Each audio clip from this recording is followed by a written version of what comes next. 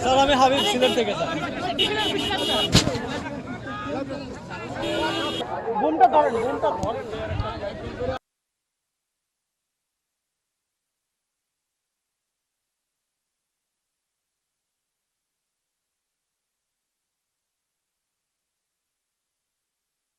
আপনাদের সবাইকে অসংখ্য ধন্যবাদ 12 বছর ধৈর্য ধরার জন্য।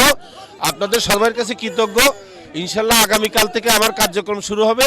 সবার কাছে কৃতজ্ঞতা প্রকাশ করছি, আমাদের সকল ডিস্ট্রিবিউটরদের কাছে।